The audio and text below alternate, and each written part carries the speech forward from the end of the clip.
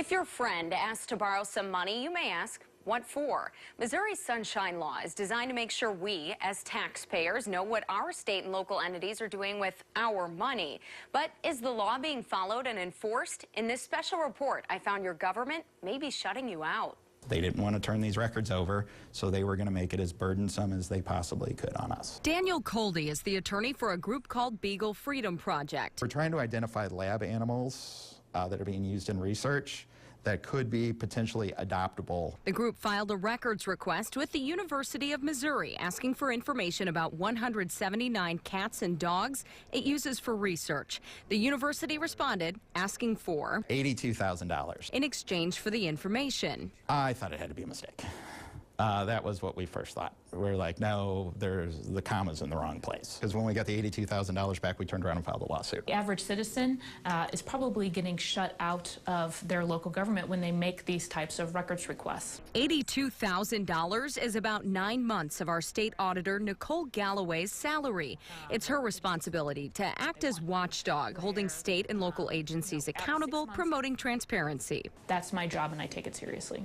A few months ago, Galloway sent records requests at random to 309 state entities, mimicking the way an average citizen would send a request. And what we found was disappointing. Is there a problem with transparency across our state? Well, I would say that with a 30% compliance rate for our records request, that there is a problem with transparency and accountability. We know 30% would be equivalent to a big fat F, so I decided to send out a pop quiz of my own. I compiled a request and sent it off to 16 mid-Missouri schools, law enforcement departments, and city governments that all rely on taxpayer money. Each request was the exact same. I asked for all documents related to travel expenses for 2015 within their department. Under Sunshine Law, each request has to be acknowledged in 3 days. Each agency complied with this. The law also says the fees for a record can be waived if the information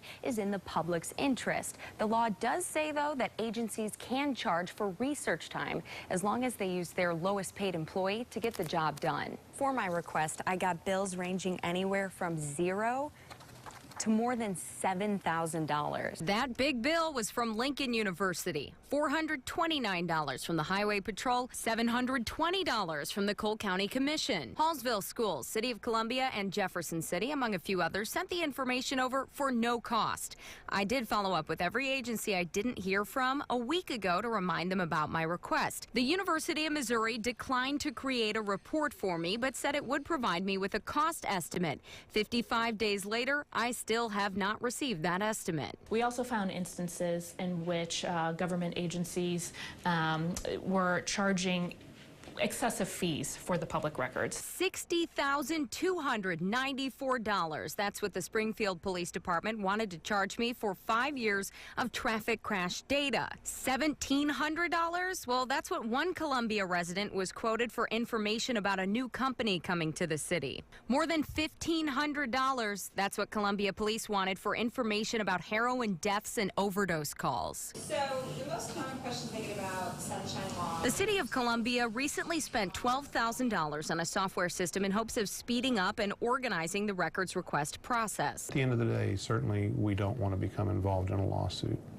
It's expensive, it's time-consuming, and quite frankly gives us a black eye. But Coldy says entities are getting off too easy for breaking the law. Just want to keep this all hush-hush because it's big business for them. Maybe they'll get a fine, and then ultimately they're not paying it anyway. It's the taxpayers that are paying it. The maximum fine for a Sunshine violation is $5,000, and that's what we saw in the Brandon Ellingson case. The Missouri State Highway Patrol was fined $5,000 for withholding records from Ellingson's death investigation. When these agencies are allowed to stonewall, then they can just keep everything hidden, and the public never gets to see it. The issue's over.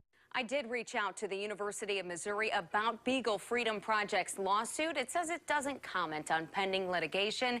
If you want to see how each department responded to my request, just visit abc17news.com.